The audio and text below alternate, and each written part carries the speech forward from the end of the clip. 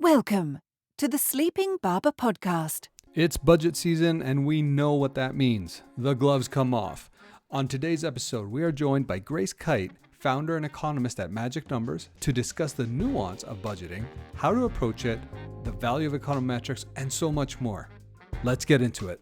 Welcome to the Sleeping Barber podcast, a place for business leaders to get the best and most credible information on marketing, strategy, and innovation. Your hosts, Mark Binkley and Vassilis Douros, share their experiences as they gather insights from the world's leading experts. Now, on with the show. Welcome to the show. We have a really exciting guest with us today, and we're going to the big topic that we're going to talk about is just understanding and looking at the budgeted process in totality. We're excited to have Grace Kite with us, who's the founder and economist at Magic Numbers. She's done numerous keynote speaking engagements and a regular contributor at Marketing Week. Grace, thank you for being on the show with us. Real pleasure to be here. So Grace, there's so much stuff when it comes to budgeting, and like we're kind of, as V mentioned, we're heading into Q4. We're definitely budgeting season. I was looking at Google Trends actually about this yesterday, and there's a peak in October, November for people looking at corporate budgeting, and then there's another one in April, which I don't really totally understand why. Maybe that's a fiscal year end for a lot of companies.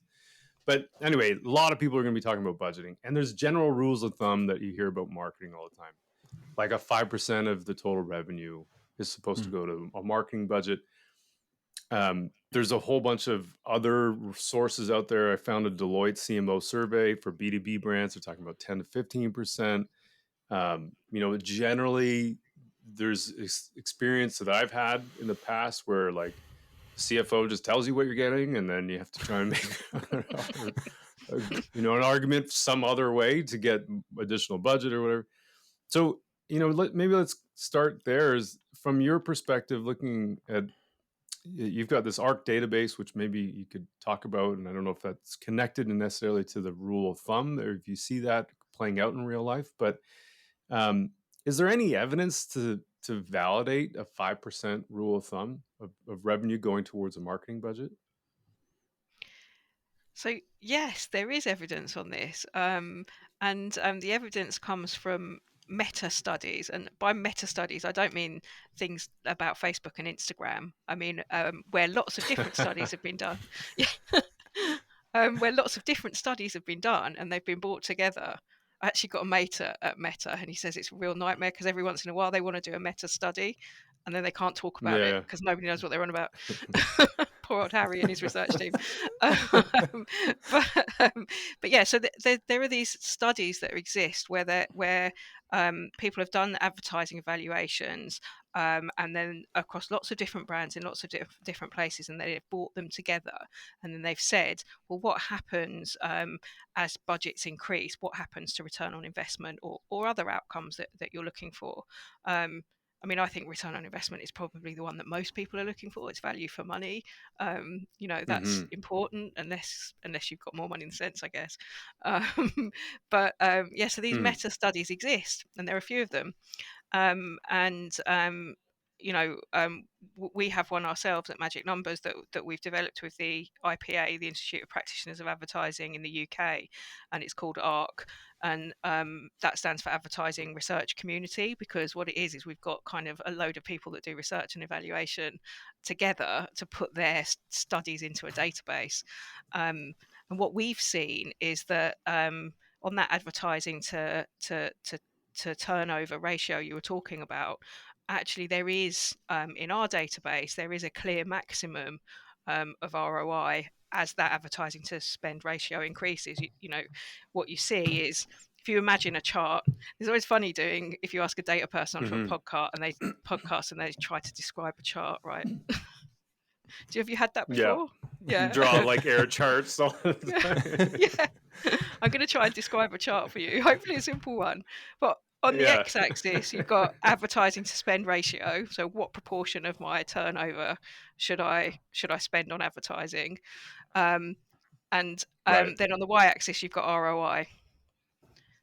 And what you see is just sorry, the x-axis advertising. So that'd be like a 1% of the revenue, 2% of revenue, 3%, like that kind of That's those it, numbers? exactly. Okay. Yeah, advertising to sales ratio. Okay. So the turnover, the proportion of your turnover that you're putting to advertising increasing along the Right. x-axis, and then return on Right. investment on the y-axis. And what happens is that Right. as you start from zero and you start allocating some money to advertising, your return on investment is increasing. And then at some point it reaches a point where it stops decreasing, there's a turning point, and then it starts to decrease. And that's when perhaps you're getting into diminishing returns to advertising, so you're not seeing the responses that you used to see. But that point at the top of a hump, because I described a hump, it went up, there was a top, then it went down. The hump is where Yep. is the optimum. It's where return on investment is highest. And if you track back down to your x-axis, it's around the 10% mark. It's sort of between 5 and 10% that you should spend. So and actually, do you know what's really interesting is that same kind of ballpark comes out of other meta studies as well. One recently published on CPG here by Nielsen recently came up with around the same benchmark. And my good friend Paul Dyson, who I know has been on your pod before, he's got another meta study and he says the same as well. So it's a good rule. That's an interesting. And is that? Yeah, go ahead, B. I was just going to say, and is that consistent across various industries as well, or is it just anything that's retail facing or consumer facing? Sorry. So that would, yeah, they're all B2C studies there, rather than B2B. And I think, yeah, you could say it's consistent across categories because what we've seen in these kinds of meta studies, and Paul's seen it and I've seen it, is that actually the differences between categories sort of disappear if you correct for the size of the business. So most of the difference in how marketing works across categories is less about the categories themselves and more just about the sizes of businesses within them. So CPG, FMCG, where over this side of the pond, tends to have smaller companies, so tends to have lower ROIs, and retail tends to have bigger companies and bigger ROIs. But in that advertising to turnover ratio, you're correcting, I guess, for the size of the company because you've got turnover in it. And so yeah, that rule is quite consistent across categories. So there you go. I've given you the answer to budget setting. Okay, so we're done. That's it. Thanks, Grace. That was great. Perfect. Podcast over. I am so angry because I don't think I ever had 10% ever in any job that I've been at. Yeah, never. Never. Well, yeah. And Right. so here's another thing that well, so many things. Okay.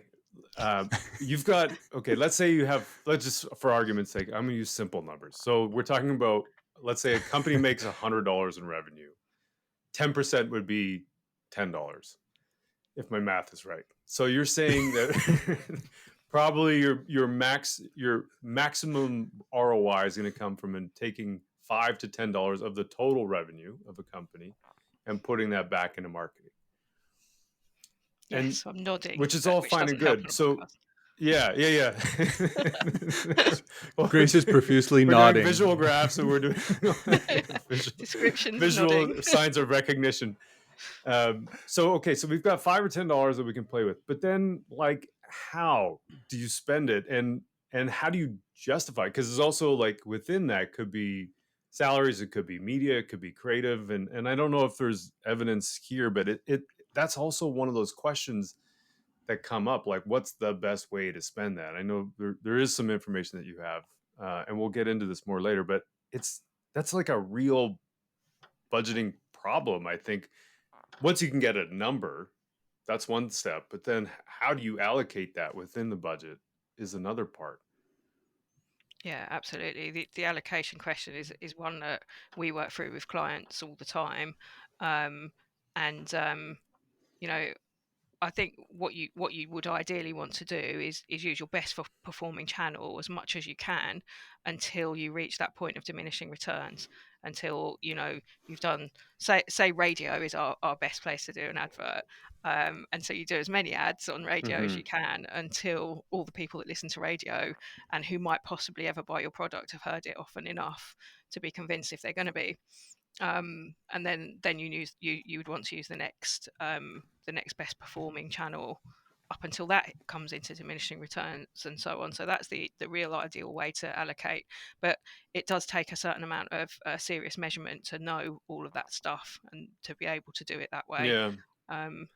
So that, but Well, that's luckily our clients all have that. well, yeah, and that's why I mean it's so great that you're here, because otherwise, I mean, we're talking best performing channel. You're talking about that from an econometric point of view, I think, right? Yep. Yeah. Which is different than, say, me looking at the channel like search and going, well, that's a click-through rate of 3.14. That's better than a click-through rate of 0.01. So that's Exactly. you know what I mean? Like, Mm-hmm. there's different. You're seeing it from a different perspective, which is trying to, I think, look at from an econometric point of view, the influences of many inputs and the performance of incremental channels, as opposed to just the individual channel and looking at the digital metrics that channel is telling you is saying that's best performing. Is that fair? That is right. Yeah, that is what I had in mind. Yeah. So, okay, well, I think what's interesting, so if we have that $10 to play with right now, and you have all these different facets of marketing that are going to want part of that money. You have the performance marketers, you have the brand marketers, and they're all saying, well, look, I have data, says a performance marketer, and here's the incremental revenue I can potentially drive. Brand marketer can't really tell you that, but we all know that brand is important. How are we splitting up that money? I mean, there are some rules of thumb that exist out there. For example, the famously Les Binet and Peter Field have given out the 60-40, so 60% brand, 40% Right. activation, they call it, which could be performance marketing, could be CRM, or it could Yep. be a price promotion in their way of thinking about things. The argument behind that is that there is some part of what you're doing that is generating new demand, which didn't already exist. So people that would consider buying you that never did before. And then another part of what you're doing is to convert that demand into an actual sale. And you need to have both of those things, and you need to have the balance between them straight. So that's one rule of thumb that people use. And out of our ARC database, the one I was telling you about, we've also recently found a new rule of thumb, which is that actually looking at the online-offline split, it should be about 50-50, or perhaps 40% online, 60% offline. And that's also another rule of thumb that we can bring to bear. But these rules of thumb, they're very sort of one rule for everyone, when actually every marketer's in a different situation. And Right. I mean, I do think that putting these, having measurement that puts all of those different possibilities on the same page and evaluated in the same way, so that they can be comparable and you can make decisions. There's nothing to beat it, really. That is the gold standard, and that's where econometrics comes in. That's what it excels at. That's what its job is. One thing, just before we move too far away from like setting budgets, I did want to talk about excess share of voice, because that's like the rule of thumb of 5 to 10% is an interesting one. But then, is it 5 or is it 10? Like, we used to have a boss who go, how do you know that's enough? Like, rather than saying, well, that's too much, then he would say, well, why don't you need 10 instead of 5? Like, so from an excess share of voice point of view, maybe we could chat about excess share of voice real quick, like what it is, and then if you've seen people using it to help them set budgets. Yeah, absolutely. And I agree. Thanks for bringing us back to kind of budget setting, because I think it's just really important. And you mentioned it a bit earlier that perhaps people aren't. You said nobody's ever given me 10%.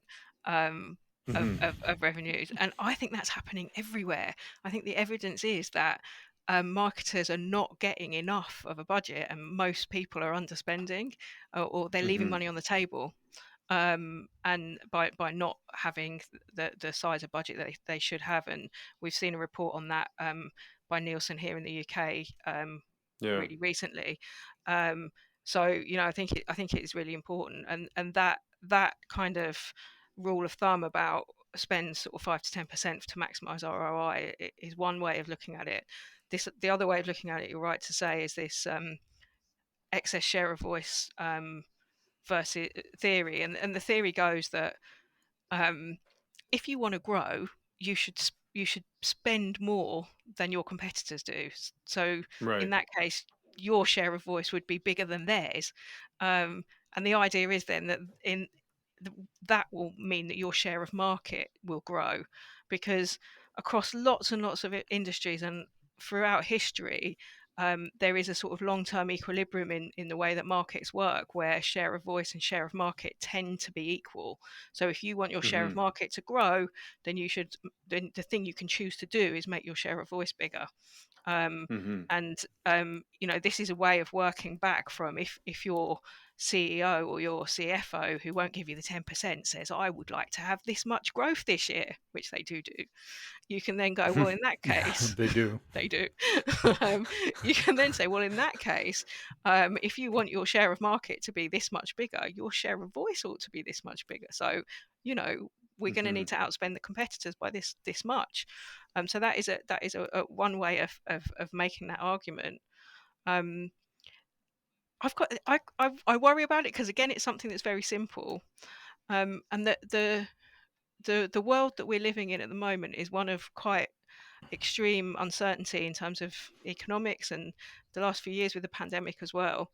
So I think one thing you do have to be careful with, and the CFO will appreciate you doing this, is saying, yes, if we outspend the competitors, we'll get a higher share of market. But what's actually happening to our market at the moment?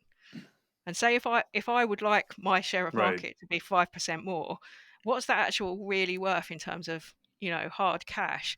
If my market, my sector, is having to close the shop because we're in the middle of a pandemic, say, and I think you really do have to think about whether share of market is worth it given what's happening to your market right now.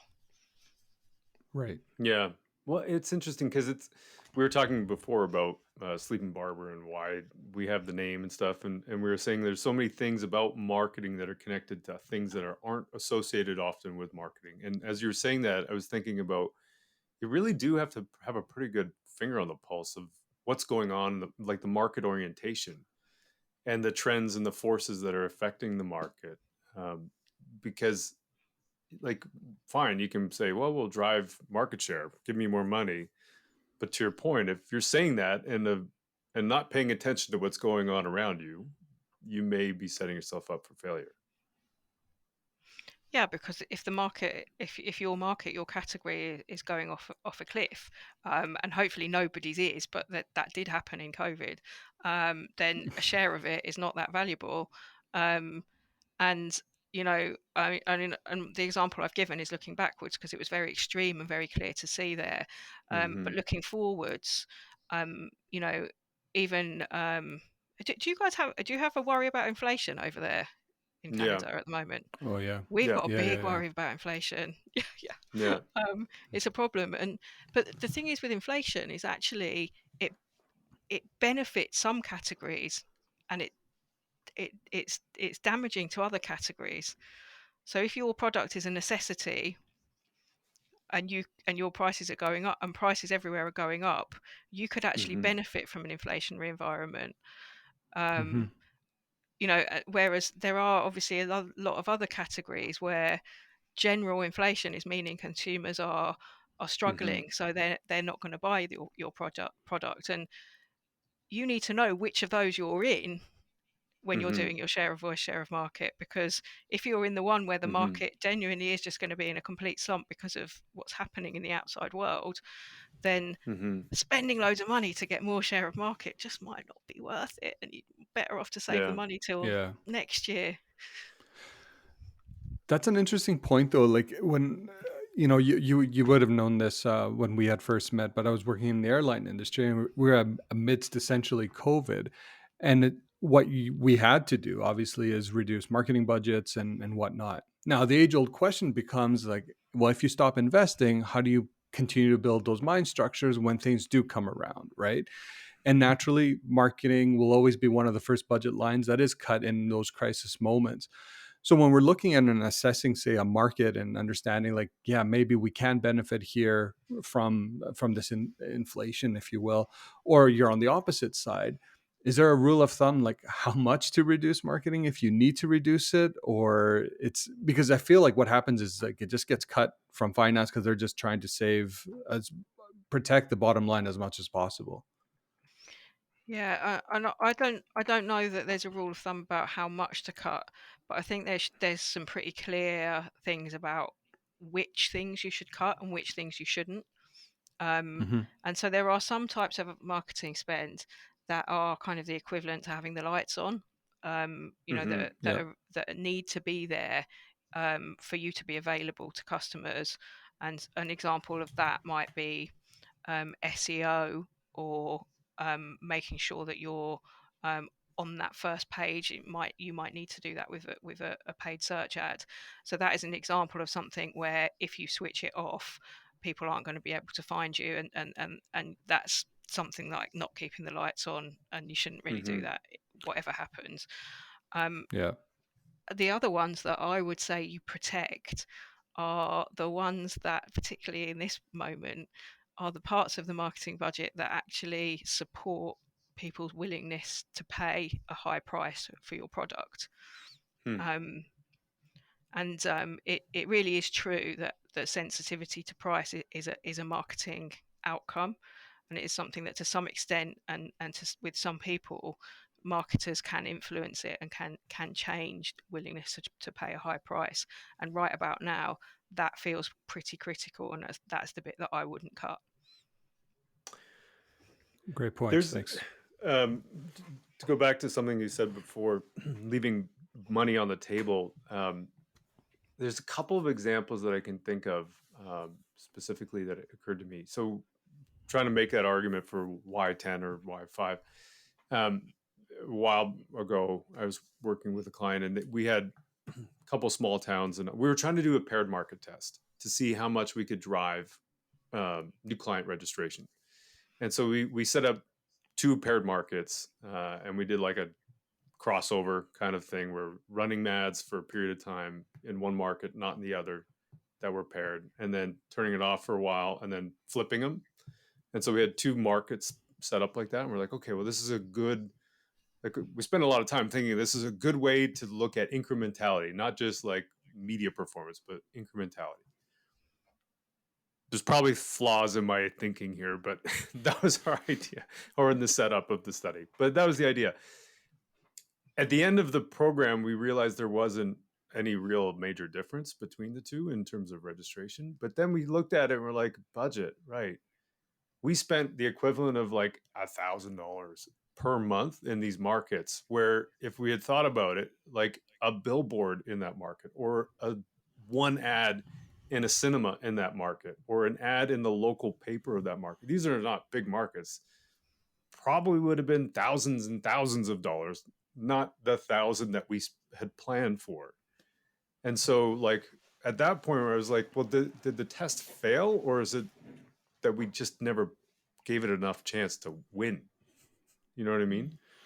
So I think there's the share of market or share of voice thing. I mean, it doesn't have to be, it's not exactly a fine science, but I think you could probably, without having an econometric point of view or having a download from whatever your media provider is, you could probably think about what the costs are of making a dent in a market and compare it to your budget, and then making an argument for why your share of voice, you need more budget to have more share of voice in a market. Yeah. Does that make sense, or am I just like out to lunch on that one. No, I mean, I'm completely with you. I think actually doing a matched regional test is the right way to go about it if you want to build confidence into spending big budgets. But what you do, or how I would maybe say a good way to design something like that is to say, how much would we spend nationally to get the extra share of voice that we want to be able to grow at the speed we want?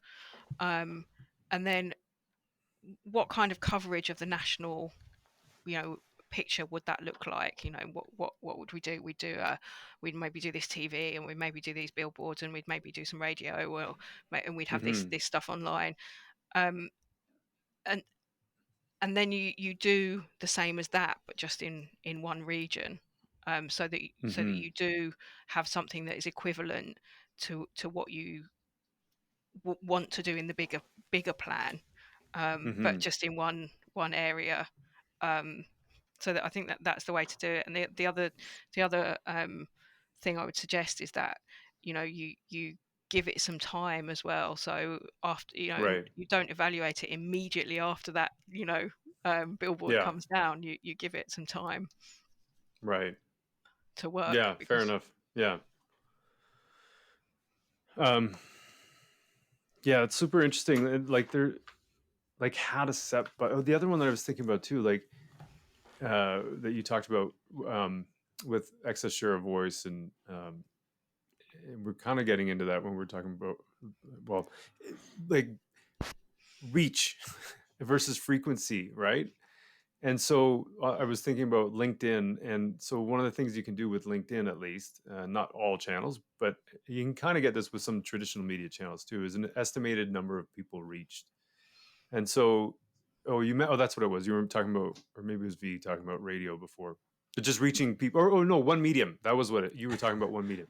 So investing in that one medium. So using that one medium to reach as many people, and then adding in content or additional channels at that point. Mhm. And so if you're thinking about my one example about LinkedIn, like you can get a reach number of how many people are in your Yeah. targeted audience, and then look at how many people you're reaching within that channel with your campaigns. And then are you suggesting then, like for a channel like LinkedIn or like a channel like radio, trying to get closer and closer and closer to that 100, again we're using visuals here, closer and closer and closer to that 100% reach number before adding in a secondary channel? Or is there like a rule of thumb on audience reach that you're looking for as well? Dear listener, Mark was making a picture of getting to 100% with his hands through that, just in case you wanted a picture of the of the visuals. Um, I mean, maybe reaching 100% of the people on LinkedIn, if you have a good targeting setup, is the right way to do it. On something like radio, if it's kind of not digital radio and you're just putting sound out there, you wouldn't really want to reach 100% of everybody, because you'll probably be reaching some people that just don't care about your product.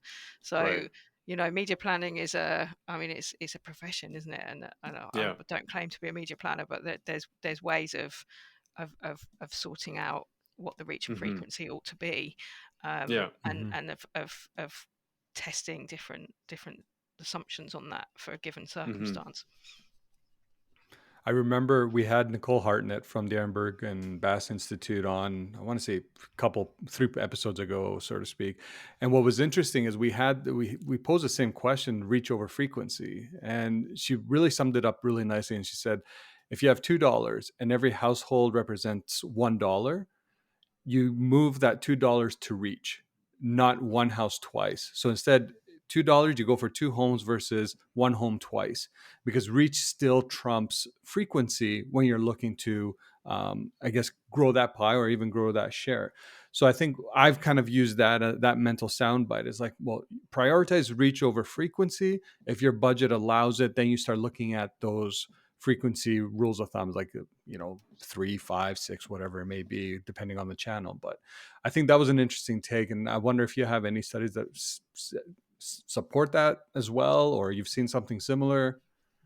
I mean, reach is super important, obviously, and I wouldn't claim to, somebody from Ehrenberg Bass will have a very scientific kind of background, and they will have had good evidence behind that. So I wouldn't like to argue the toss in any shape or form. One thing, the We only won't thing, tell her. don't tell her. But one thing I would just qualify that with is. A lot of particularly academic research in marketing and the sort that obviously the academics like Ehrenberg Bass will be reading, a lot of the academic research is all based on CPG or FMCG Hmm. consumer goods. Reason being is that that's where historically data has been very good, and Hmm. academia takes a while to get from data to findings because everything's got to be peer reviewed and things. So all of the and I think that what she's saying there is absolutely 100% true for packaged goods, for consumer goods, because you know, yes, everybody is in the market for a tin of beans, right? Mm-hmm. But if Hmm. it's if it's a posh designer sofa, maybe not everyone is in the Yeah, market for it, that's and Mm-hmm. fair. also maybe you have to like try hard to convince me I'm a nice like middle class aspirational woman with a nice house that I'd like to have designer sofa in. So Mm-hmm. but you still have to convince me that that's aspirational and that it's worth that designer price tag, Mm-hmm. and so maybe Yeah, I might need to see it a few times. And I think there yeah, that's a is fair point. a bit about things being different in different places, that some rules like that can lose some Mm-hmm. of the nuance. I know we did have Ty Heath on too from the B2B Institute, and they've done a lot of cuts of the Ehrenberg Bass Institute research. She was also an advocate. I think they're calling themselves reach maximalists, I think is the term that they Yeah, said. yeah, But yeah. but I think your point that I'm getting and putting in their comments into context, it's like, okay, so let's say um, you are you and you're aspiring to have this designer sofa. I mean, there's a smaller group of people in I could see that that, are by going the to way. buy a can of beans. um, Likewise, there'd be a certain group of people who in B2B that would buy whatever software, let's say, I don't know, Salesforce or something.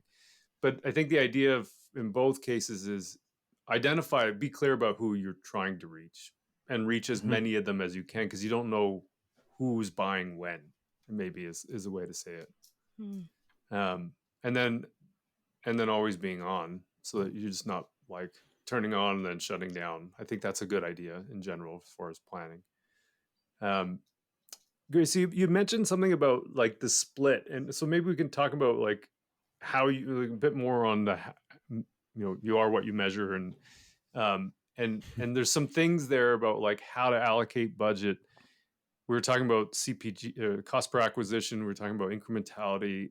You mentioned like some of the rules between digital and traditional, and I kind of want to dig into that a little bit more. There's so much on um, of the total global advertising spend that's been transferred from traditional channels now to digital. Digital is, it's kind of funny. Everyone's still, I think a lot of people are saying, "Well, I'm digital," but like, yeah, it's just marketing. Like, when are we going to stop saying digital versus traditional? Like, it's just Exactly. marketing. The channels are different. But you've got this rule of thumb, and maybe can you talk a little bit about why the difference between, or why the split between digital and traditional, and where that came from? Yeah, okay. There's been a there's a whole different school of thought, right? And so different people think different things about the transformation that's happened in marketing, where everything used to be offline and now a lot of it is online. And for what it's worth, I prefer that distinction, offline and online, than digital and Yeah. something else, because really what matters is whether you can click on it, whether you can respond to it right now. So I Mm-hmm. think offline and online. Um, but yeah, that there's this massive transition that's happened, isn't it, where there didn't used to be online advertising and now there is, and people love it and there's loads of it being done.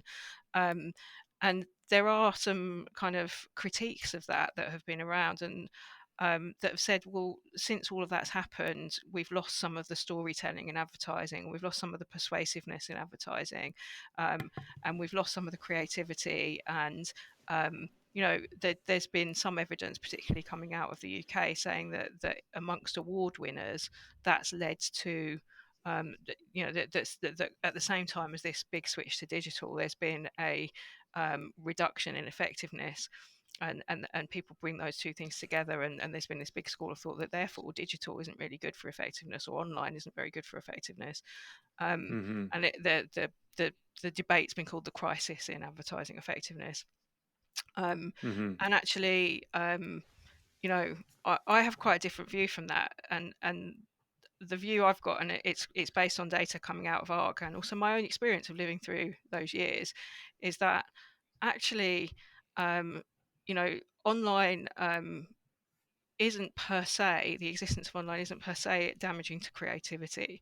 In fact, what its most intrinsic quality is that it allows you to reach people that are in market very cheaply and very easily. Whereas previously, with a direct message and a direct call to action, whereas previously it was more expensive to do that than it is nowadays. And so, actually, I think what's happened is that when those tools first became available, marketers didn't really know how to use them that well. The platforms hadn't really got the offer set up completely, and hadn't got the formats and everything sorted, and the objectives and all those lovely things you can choose now. And just over time, marketers have been learning how to use them well. And I think that process is still happening, because I think there's absolutely scope to do brand building online, and people are learning how to do that now. Whereas, and so actually, I think there might have been a dip in effectiveness when all of those tools first became available. But actually now that we're getting to know to use them, we're realizing the benefits of that cheaper delivery mechanism of getting to people that are in market more cheaply and more easily.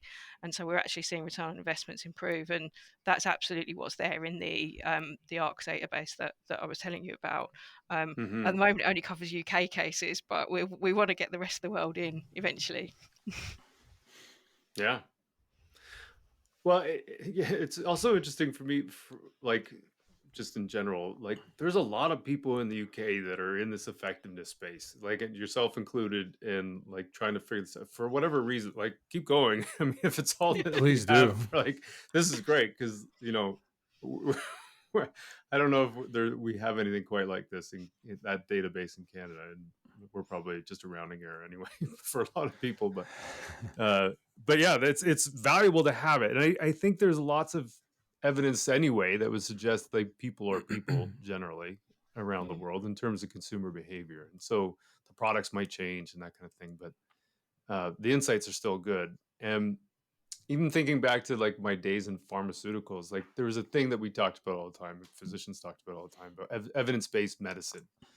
And it doesn't mean that there's an exact study proving that specific drug or molecule or whatever is good for every single person that doctor sees, but they're using the evidence that exists and extrapolating to the people that are in front of them with the idea of do no harm. So I love that you're in the space doing the things you're doing, and with the data that you have, and it'd be great to have more of it, but like still there's lots of great stuff in that database. So thanks for doing all that work.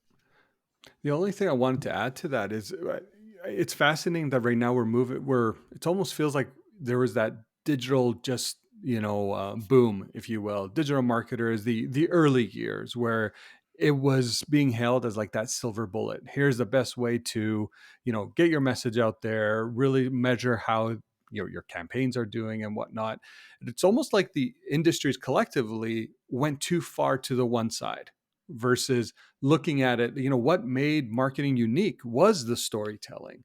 And without the story, I don't care what digital platforms you want to try to leverage, it's just not going to come it's not going to come to life in the same way.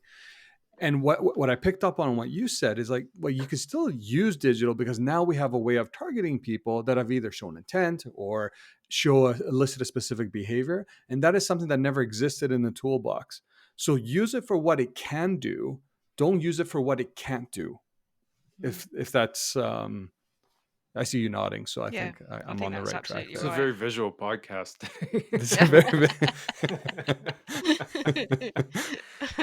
Yeah, no, I think you're totally right, V. And I think the the platforms themselves and the measurement that they've given to everybody alongside what you buy from Google and Facebook and others as well Yeah. is part of what's happened to make people go perhaps too far towards Hmm. buying those kind of ads. And I think that some of the measurement in some of the platforms dashboards um, is pretty misleading and pretty badly Hmm. labeled. 100%.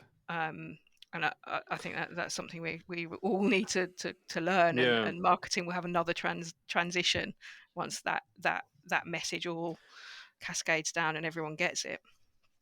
Well, in some ways, I think like the ad blocking and cookieless experiences that people are is probably a good thing for marketers because I agree. like to your point, I feel like we've gone so far one way where we're like, okay, last click, let's I mean that's the only like let's use last click as a model, or cost per acquisition, which I know you've wrote about. um, like, well, how much does it cost? And so you define cost per acquisition. Well, I put this dollar into this channel and then I get this much money back. Or things like, what's the ROAS on each channel? And so from an econometrician Yeah. point of view, I think it's a different way of looking at things because you're not going channel by channel. And now you can't in a lot of cases. Mm, And it's so forcing marketers to think differently about attribution. yeah. Can you talk about the cost per acquisition and why that's misleading? Yeah, sure, and I mean, I'll explain it I know you guys get this, but what it is that when many marketers just see cost per acquisition in Google Analytics or other platforms, they sort of believe quite reasonably that it is what it says it is. The cost of acquiring a new customer by spending advertising money on that platform, but actually it's not. Um, that's not what it is, because the dashboards are presenting everybody who clicked on a search ad or on a Facebook ad, say, and then went on to buy something, as if that sale was caused by that ad. Mhm. Um, Right. but actually, a large proportion of people who click on online ads were already on their way to buy. um, Mhm. their choice was prompted by like an offline ad or a deal, or because somebody they know told them this product is ace, or the weather and it's an umbrella they're buying. Those are decisions are made offline, and then people go online to execute those decisions, and sometimes they click on online ads on their way. um, the other thing is that it can't be a cost per acquisition, because what about all those people that do conversion rate optimization on websites? What are they doing? Mhm. No If Google kidding. was the cause of the acquisition, surely everything they Mhm. do must be completely irrelevant. So it's very misleading, this CPA, this cost per acquisition label, because it's it at best it's a big misunderstanding, but also probably it's also just a lie, really. The platforms know Yeah. that they didn't cause those sales, but they've labeled it as if they did.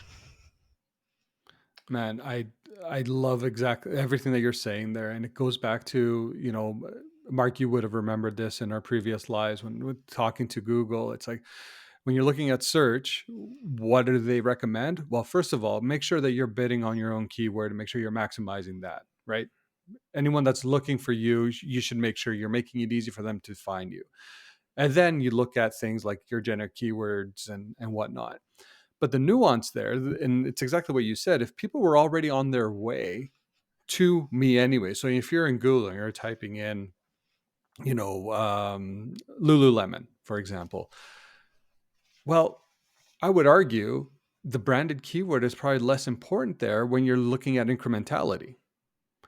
Mm. So why are we being forced to look at it as being like the holy, not the holy grail, but make sure that you're maximizing your spending on your branded keyword? And it wasn't until later where I personally approached it a lot differently. I almost was doing like a 70-30 split, where 70 was going into my generic keyword lists and only 30 was going into my branded keyword lists. And it's interesting that as marketers, I think there's a point where we have to be careful when we're listening to a lot of these different platforms speak. You have to make sure that you're tying it back to your own product, your own service, and what can you possibly best do in that moment to drive Mm-hmm. whatever it is that you're trying to do. It could be incrementality, it could be awareness, it could be whatever. But think about it very logically as a consumer, because at the end of the day, we are all consumers. Yeah, absolutely. Do you think everybody listening knows what incrementality is? Well, let's talk about it because Let's do, yeah. I'm not sure that we would. Maybe we'd agree, We may but even have different. I don't know. V and I might not agree with each other. We probably both agree with you, but we might not agree with each other. So yeah, let's talk about it. I mean, an interesting thing happened to me over the last few years, which is I hired somebody, a lovely lady who's very, very smart, and she was an investment banker, and she was moving into marketing effectiveness. And so over 3 years, I've taught her this stuff, and she's very, very smart, very, very quick, and picks everything up. But incrementality is the one thing where she was like, "What is that? I just don't get it." And the reason there's a Hmm. and actually on reflection and through the conversations I've had with her, I've realized that it is actually a very weird thing. And Mm-hmm. what's happened is that marketers like us and others who get it, who understand that a CPA isn't really a cost per acquisition, it's a cost of, getting somebody who then went on to buy to click on this ad. That's all it Mm-hmm. really is. But people who understand that, um, Totally. have gone, well, what can we do? Well, we can't make Google rewrite the labels.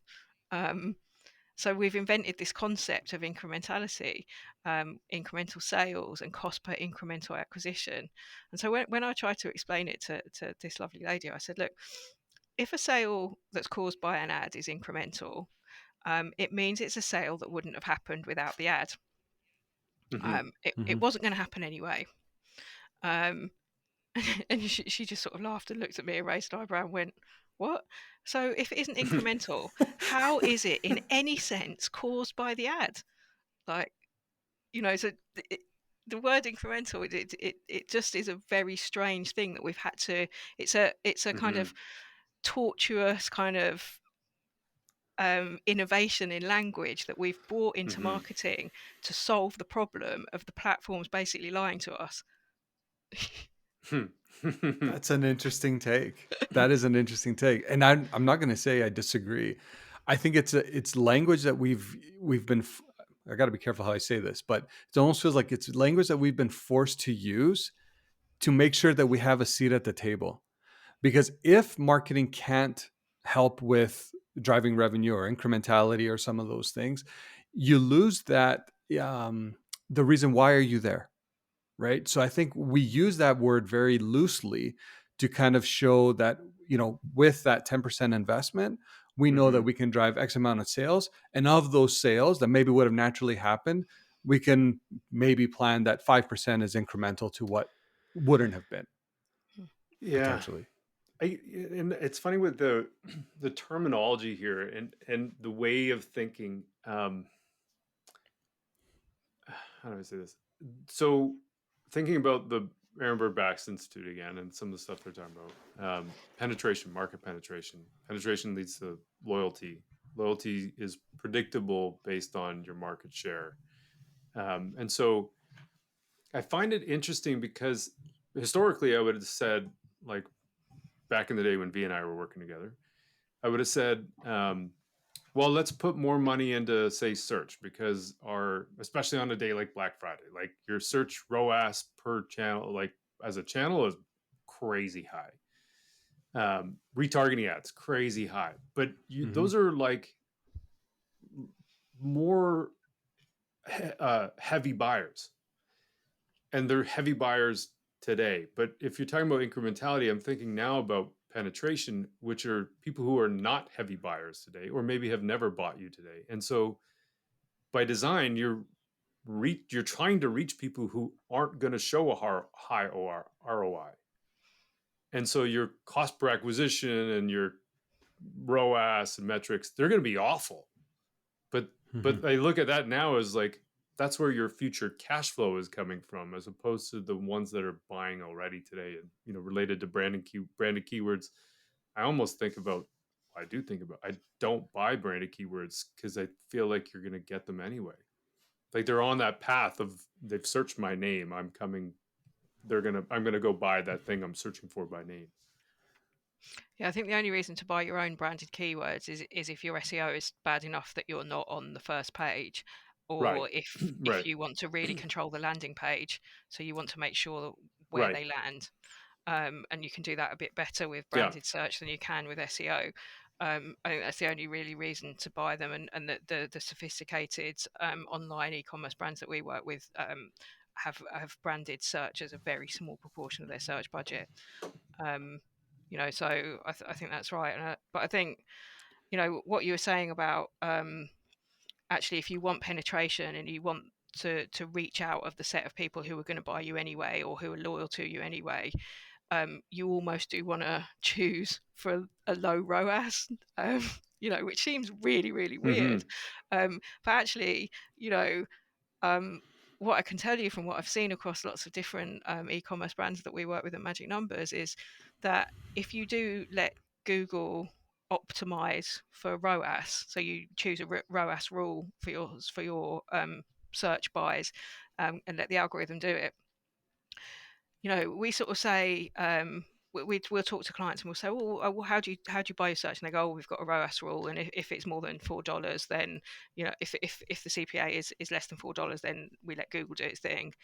And then we say to them, so which products of yours does it choose to serve up most then? And they'll go, oh yeah, a higher selling one. And you're like, Yeah. right, okay, but you already sell a lot of that. So you're serving up Yeah. ads for the thing that you're going to sell anyway.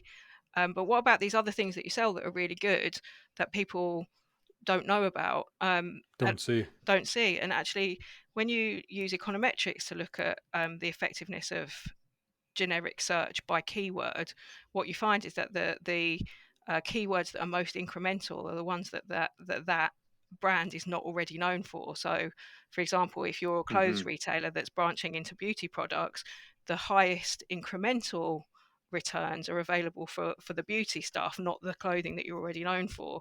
And if you're a furniture retailer that's known for sofas, the highest incremental return is for lamps or whatever, not the sofa, but Google will Yeah. choose the sofa. Yeah, the only additional thing I would offer on search and why to bet on your branded keyword is, especially from you look at mobile devices and are kind of taking over a lot of the search queries than ever before, less on desktop, and because the real estate on mobile is so limited. And if you, like you said, Grace, if you don't have a strong SEO presence, then it does make sense for you to make sure that you are bidding on your branded keyword there. Yeah, so Yeah, tactical. like you said, you can control, Yeah. like, do I want somebody to call me because we don't have a good customer service center online or whatever, like that. Yeah. That's a thing too, right? So you can control that, but it's Mm-hmm. not necessarily for the thing you think of, because you get 25% click-through rate on a branded keyword. You're not, like, that's not the reason to invest in that channel. No.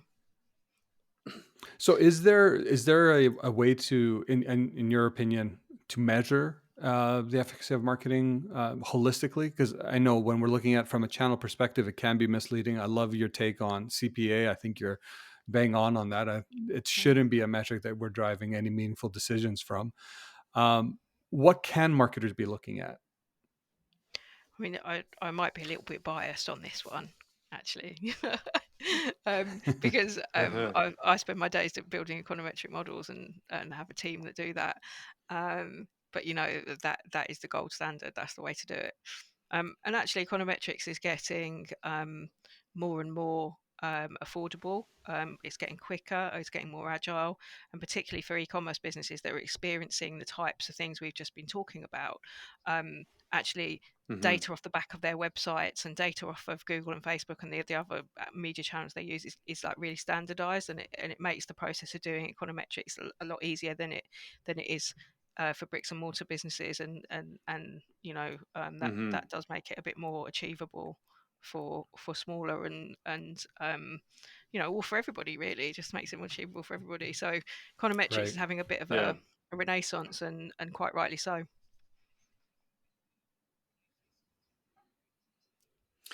Love that. There's, and I agree with you. Like, I would love to run econometric studies, but it falls into the category of well, actually going back to budget, study, like Mhm. research. And so, there's also like when you're looking at budgets, and especially I'm imagining this year, a lot of marketers are going to be having to defend what budget is, left for them. And so research, in my mind, like in the marketing budget, is the marketing budget's the first to get cut. But then in the marketing budget, I would say research is, in my experience, the thing that gets The cut first. Yeah. Really, And so, that's interesting. failing.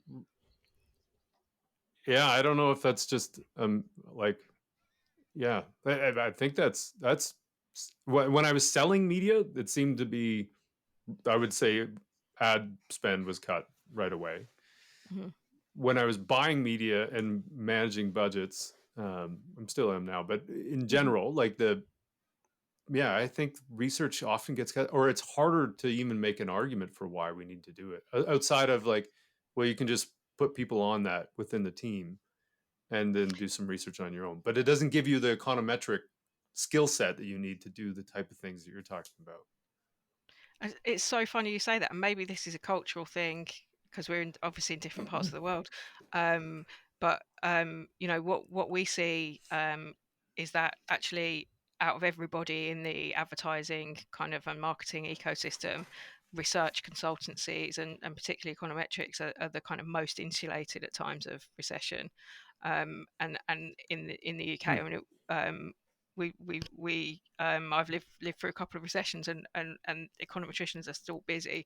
And I think the way I've always understood it is that, if things are tricky and making, ends meet in terms of your kind of incomings and outgoings as a business, actually knowing which things work and which things don't, Yeah. which things can be cut and which things can't, Oh, it makes sense. Yeah. is mission critical.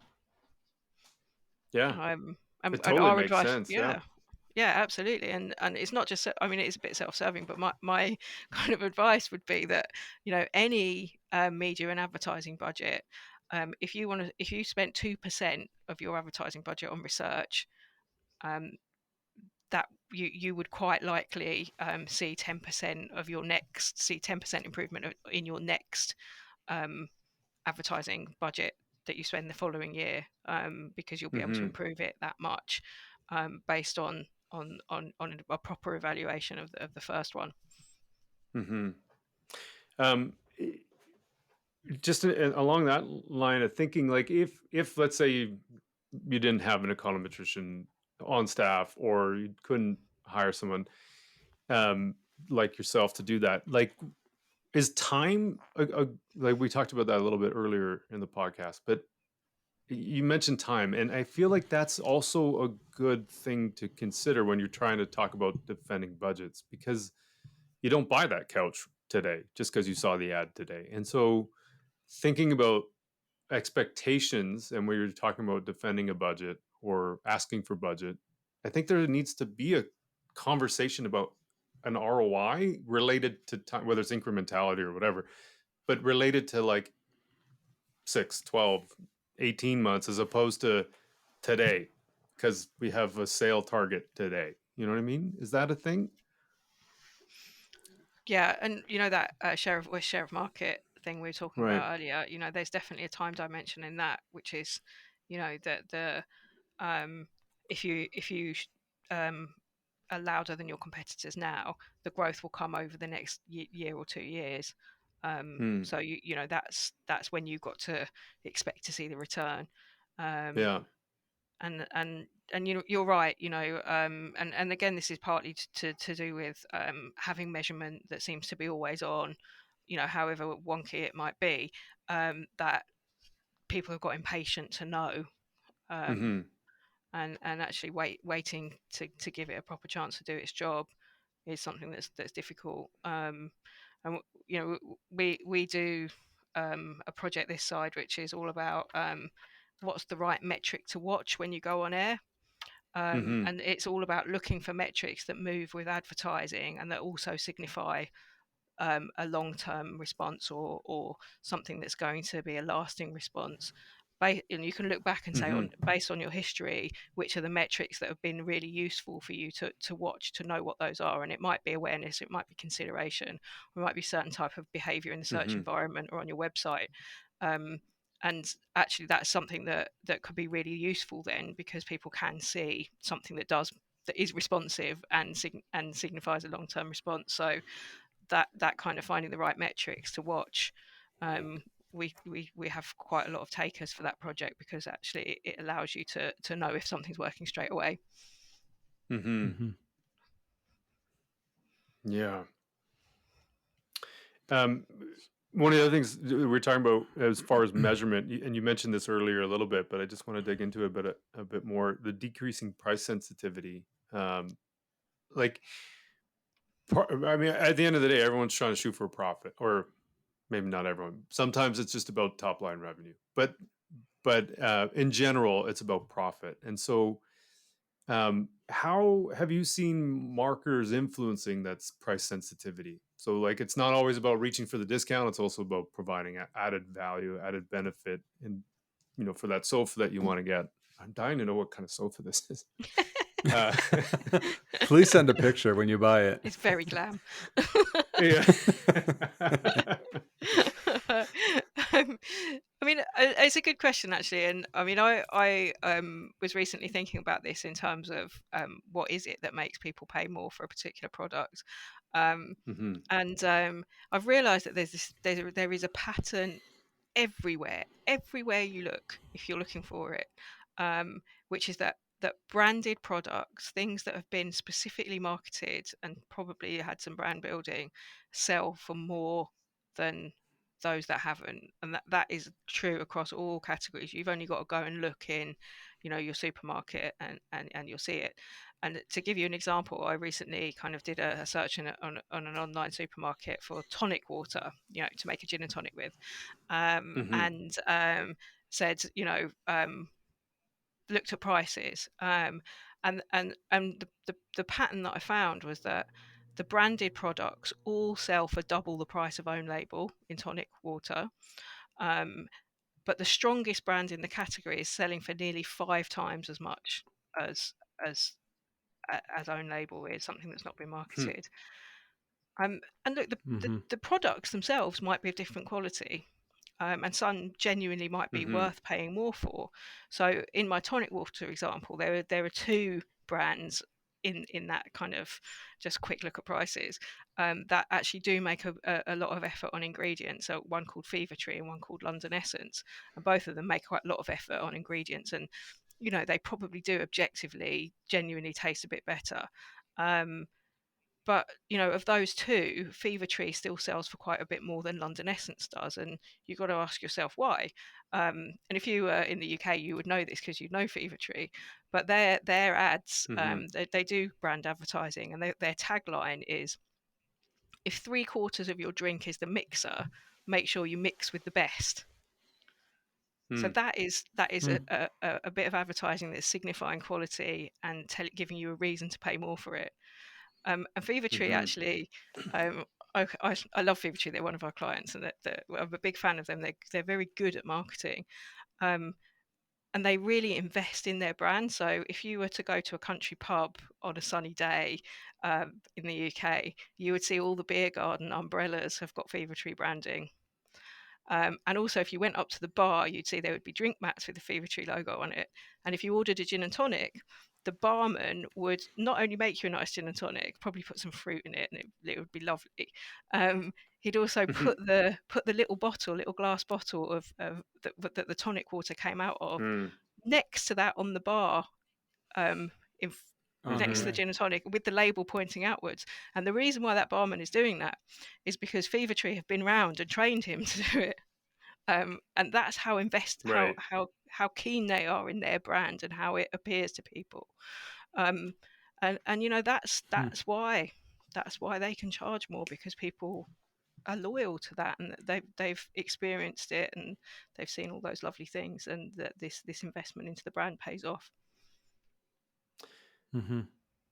It's interesting for me anyway, because also thinking about that. I mean, you're talking about lots of experience is part of that. Your product is part of that. I mean, the marketing department may not have full scope there, but being able to tell again that story is really important, and being able to show people what to expect is, I think, an important part of the advertising. And it also makes me think like we, and especially in a downturn, we shouldn't just draw for the discount lever, Oh, and you know what I mean? And like, it's such a thing, especially when oh your yeah. sales are lagging behind. Like when V and I lived this forever, but it was just Mhm. like instantly there's a discount because you're trying to drive top line, but there's other levers and other ways to drive profit. And so I think it's a good point to make, especially as you're talking about building budgets, that the expectation shouldn't always just be top line revenue. It should also be conversations around profit and how can we align budget to drive profit outside of just the top line revenue objective. Yeah, absolutely. And in econometrics, if it's done well, you can measure sensitivity to price, and you can see if it changes. And one thing we've got here like several case studies on this, and we've got case studies of people's sensitivity to price increases, um, you know, Hmm. waning after they've seen a lot of really good advertising. So, after the Mm-hmm. really good advertising, you can put your price up and no one will care. They'll still keep buying it. But then we've also got case studies of exactly the thing you're talking about there, Mark, which is, the price sensitivity moving in the wrong direction because there's been a period of prolonged and deep promotions. And what happens is you just Mm-hmm. train people that they don't need to pay full price. If you Yeah. keep on putting it on deal, people are going to, well, I'll just wait till it's on deal because people aren't stupid. And, that you just set up a situation where that where people will only buy it when it's on deal, and they will respond quite badly to you putting the price up. And just in going back Mm-hmm. to that tonic water example, there's a brand called Schweppes, which Hmm. used to be quite a well-known brand. It's part of the Coca-Cola company actually, in tonic water. It's quite well established. Many would recognise it, but they haven't done any advertising for years. They do deep price promotions really often, and they're in stock in budget shops. Lidl is a supermarket here Mm-hmm. that's much cheaper than our Right. mainstream supermarkets, and you can get Schweppes tonic water for really cheap in Lidl. Um, and it's just an example where willingness to pay has moved in the wrong direction, and its price per liter is Mm-hmm. is it's quite a lot lower than Viva Trees, even though it's a Mm-hmm. Coca-Cola company brand. Um, there's no reason to buy it at full price. I think it's Coca-Cola. It might be Pepsi, but it's one of them. Mm-hmm. It's such a great example, actually, because I think you brought up Schweppes, and Schweppes was popular here too, Mark, if I'm not mistaken. But at least Yeah. we had it Yeah. in our family, and I remember it was almost like something that was always on the table for us. But you're right; like I don't even remember the last time I've seen a bottle of Schweppes now. And I don't know if that's consistent across the world. And I'm familiar with Lidl and some of these other supermarkets, which is more low budget and whatnot. So yeah, it's interesting, and that bears the question. It's like when you look at marketing investment, the importance of making sure that you are allocating the funds in the right areas, the right channels, or you're Mm-hmm. building the right stories. Because without it, over time, while you may have a brand affinity today, that doesn't mean that you shouldn't be investing continuously in that brand, or else there is that what's it called, the deterioration of it because you've stopped building mind structures. Mm. And I think that's the interesting take, that you have to keep working at it. It's funny, isn't it, that we started this with how do you convince the CFO to spend 10% of turnover on marketing, right? And one of the Yeah. things about selling is like show them the danger of not doing it. And what we've Yeah. just talked Yeah. about there is the danger of not doing it.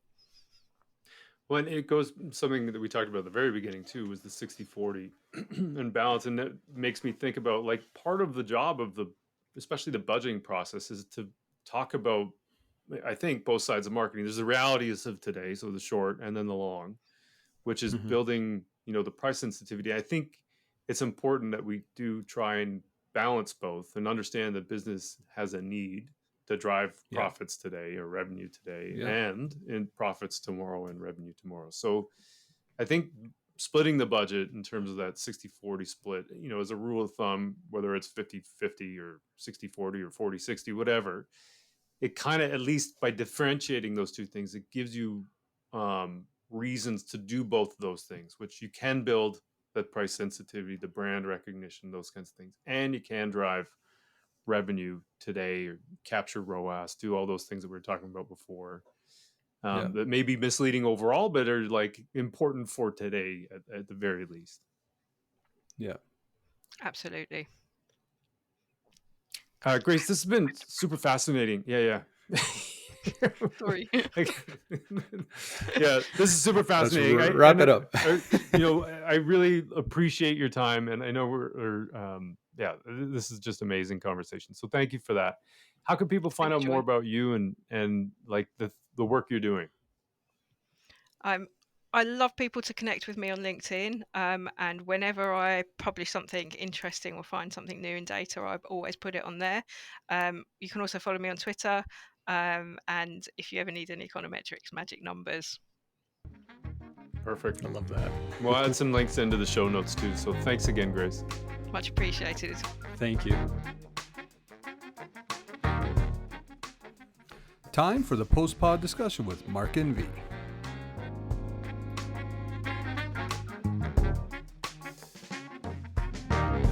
V. Post-pod. Let's go. I bet you our guests now, the moment they get into post-pod, they pull out their earbuds because we just scream at the top of our lungs, post-pod. No? Maybe. We should ask them. Hey, if you're listening, let us know. Let us know. Should we stop doing that? Oh, I think we should always do it. It's become a trademark. It's a trademark. It's one of our distinctive assets. The piercing of eardrums is something we identify with. So yeah. Let's talk about Grace. Where do you want to start? Well, first of all, she's amazing. And so Grace, if you're listening, thanks for joining us. It was so fun to talk to her. It was amazing. I really it's funny because I was thinking about this. Like we recorded yesterday with her, and then we've had a day to think about it. So we're doing this post pod today. And as I was thinking about reflecting on the conversation with her yesterday, it occurred to me we got into some like tactical, like execution kind of conversations. We did. In relation to like a conversation about budget. And then I was almost thinking about how it's really hard in some ways to pull your execution plan from your budget conversation. Yeah. And so, because what you plan for in execution, you could almost, going back to, is it $5 or $10 of that 100? Yeah. You could almost underserve yourself by only thinking about execution. If you think about like your goals and objectives, I think you can make a stronger case for why you need $10 instead of $5. Well, you brought up a great point, and one of our previous leaders kept saying, "It's like, are you sure? Why do you only need, say, 2 million? Why is it not 10?" And it really kind of forces you to think about it differently. And I know there's always this game of chicken that happens as marketers when we're asking for money.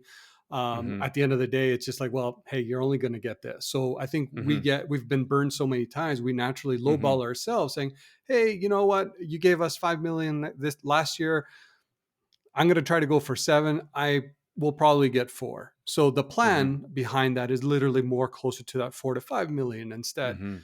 But as marketers, genuine marketers, we're likely handcuffing ourselves to truly look at what opportunity exists, because I think we forget the analysis should be going into the market. What are those trends that are changing? And the econometrics that, Grace was talking about, that I think sometimes we get caught into what is now business as usual or BAU, and we stop thinking about the bigger picture. I had to think about the BAU, business as usual. I'm another TLA, a 3-letter acronym. That's right.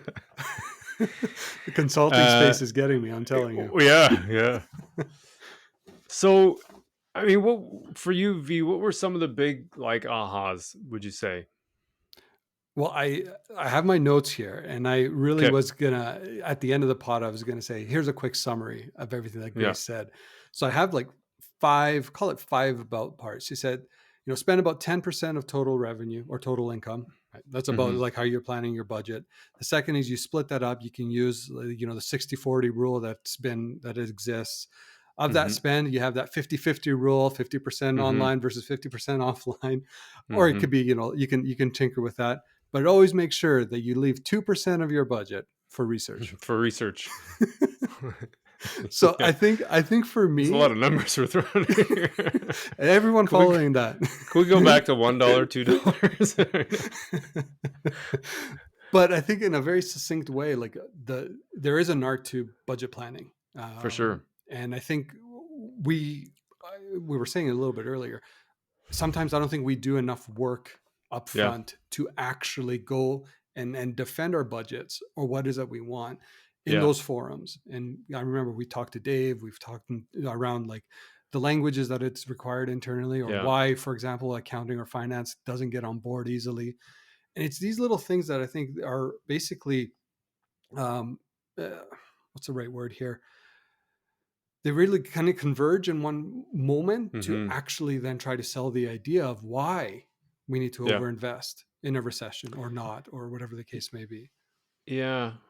I mean, the recession part aside, I think one thing that's valuable in the sense of like traditional media, thinking about traditional media, like, and you and I both work partly alongside people that were running Yep. flyer programs. In that sense, and I think you brought up this example from Nicole, like Yep. if you can buy two houses Buy two for $1 houses. each, buy two houses rather than spend $2 on one house. Yeah. And so thinking about that example, and thinking about the budget planning process, like with digital, you kind of detach almost your ability to reach people in some ways with this idea of being online. You know what I mean? It doesn't have the Totally. same sort of like concreteness as like how many houses are we delivering a flyer to, Yeah. right? And Yeah. and how many times a year are we delivering that flyer? Like Yeah. that mentality that exists with say a flyer program is a very real number that says we're going to deliver to, let's say in Canada, let's say there's 40 million people let's say there's 20 million houses in Canada, and you want to deliver to half of them. Right. So like, like if you're going to deliver to 10 million houses, like what the general cost is going to be, right? Yep.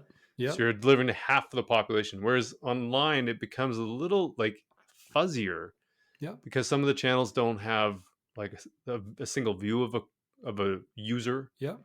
And then you just think about impressions and not really like the people behind them. You know Yeah. what I mean? And so it Yeah. becomes a Yeah. little bit trickier sometimes where you go, I don't know, like I can get 40 clicks out of, or 40,000 clicks. And it sounds Yeah. great, but really, is it? What is that click actually doing?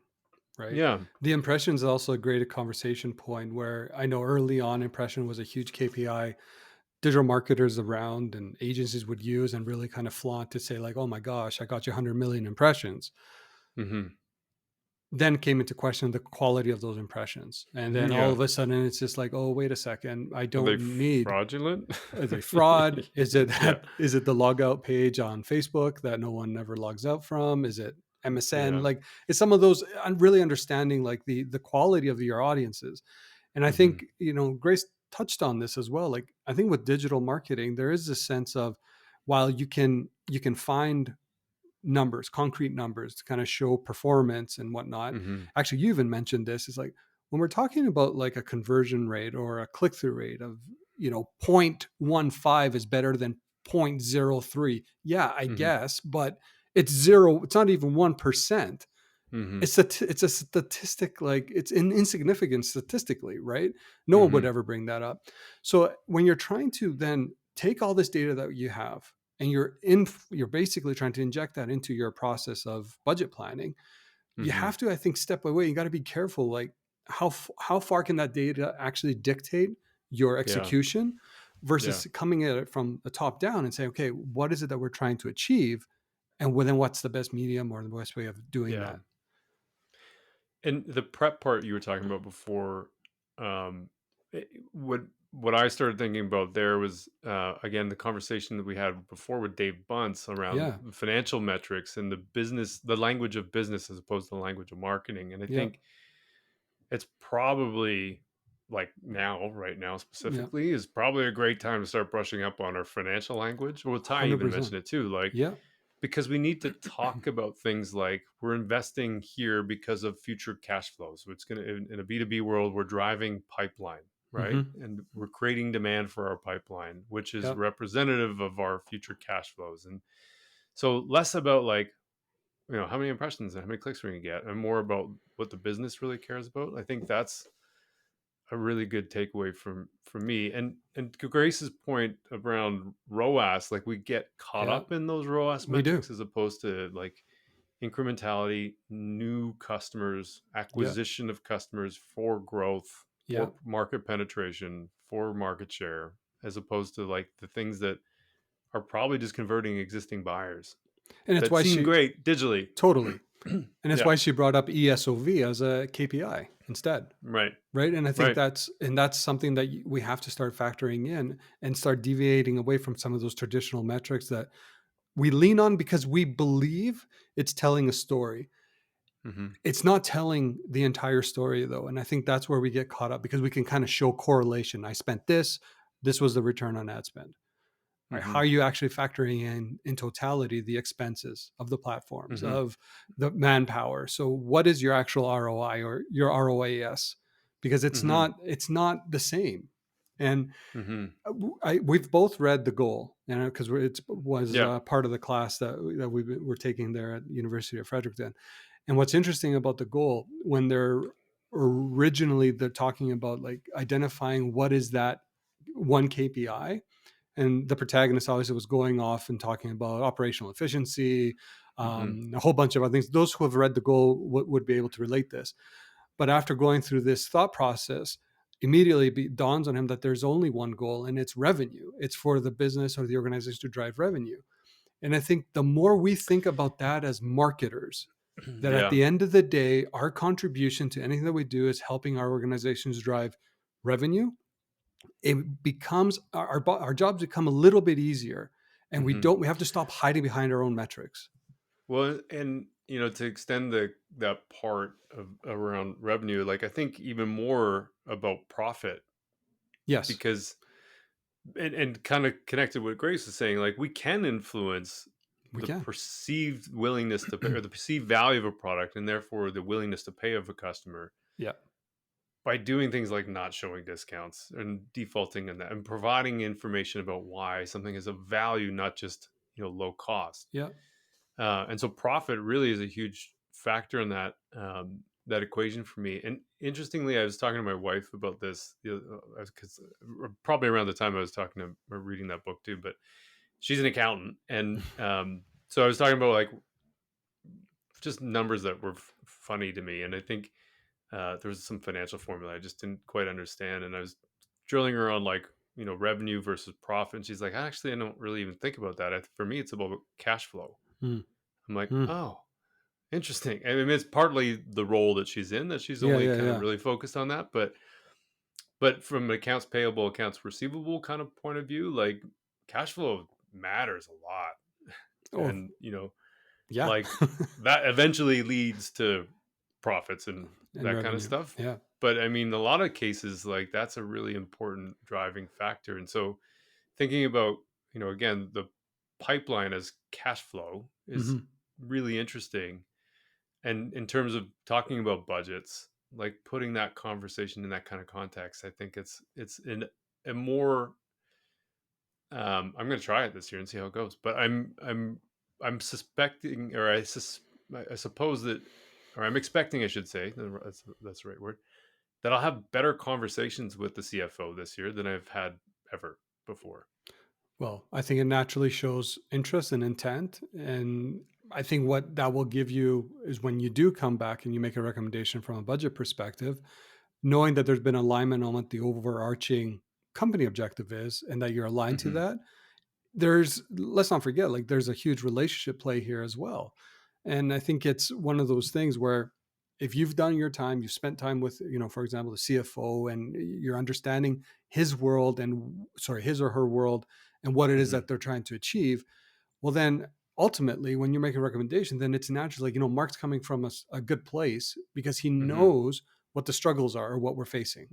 Yeah. So he's not going to ask for $50 million because it doesn't exist, or he knows it doesn't exist, or he's going to be able to work within the confines that we operate as in the business. Yeah. Or, it's the other scenario where I write a number on a sheet of paper and I slide it across the table.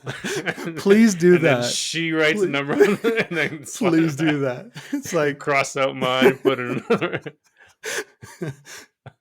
The number and a bottle of wine. Yeah. That's amazing. Budgeting is such an important part of marketing. And it's timely right now, but it really is an important part of marketing because it sets expectations, I think, And accountability. And if we're only talking about ROI related stuff, we talked about the limitations of that, like ROAS or going for the lowest CPA, and there's reasons why it's low. And if we're not necessarily doing the business a favor by going after only low CPAs or high ROIs, because the people we're trying to influence might not be our customers right now. And so, exactly. Having that conversation with people about why it's going to be more expensive and setting those expectations. And I think that's actually really helpful for the whole business to understand the marketing point of view, but then from the marketing to understand the business point of view. And I think I think it's a really interesting conversation in general, but I'm genuinely excited about, rethinking how that's going to happen. And it comes back to, to our conversation with Grace around, like, how do you apply econometrics to your budget planning process? How are you going to help inform that by understanding the market, understanding your consumer? And I think without it, how can you genuinely say that you've put together a strong enough plan if you don't know the econometrics around it? I don't know. Yeah. At the very least, and this is part of one of the things I kind of struggle with when we were talking about market research. Sometimes it gets cut. Oftentimes it gets cut, but it does. But in either, whether it's cut or not, in either case, like, I do think having a holistic view, which is what econometricians are able to do and econometrics is able to do, having a holistic view is way better than just looking at something that Google tells you. Totally. Or Facebook or TikTok or whoever. And you and I have been in similar situations where we're trying to defend our budgets and we go, well, because we got like however many. Oh, totally. We had a ROAS of this, and this number of impressions, and a CPA of this, and a CPM of this, and blah blah blah. And then they go, yeah, but did it work? I'm like, I just told you. But like, that's clearly there's a miss there in the language and the communication. I think it really does start with the budgeting process. It starts with the budgeting process. And Grace, I love the way she articulated even the idea around CPA not being a what's the right word? A strong enough KPI for you to really kind of, drive any meaningful insights from. Do I believe that it's something that can help inform? Yes. But I think many marketers probably hinge too much on metrics like that. So again, if there's one thing that people have probably picked up from our podcast from the start of the year, is a marketer's ability to start venturing outside of their own discipline and understanding the needs of the business become much more important than you just remaining in your siloed function of marketing and staying close to your own numbers and your own things to try to defend it. Because I don't care how great your ROAS is, if the company is faltering, you're just as much as part of that problem. And I think there has to be a self-reflection point where we as marketers genuinely look inside and say, how can I better understand the organization I work for to put together plans, budget recommendations, whatever the case may be, to truly help put us in the best position to succeed. Yeah, I agree. I totally agree. V, this has been great. I think I've learned so much from Grace, and I always love chatting with you about this stuff. So yeah, this man, is awesome. This is awesome. Buddy. Grace, thanks once again. Fantastic. Until next time, V. See you on the next one. Adieu. Adieu. Take care. Yeah, buddy.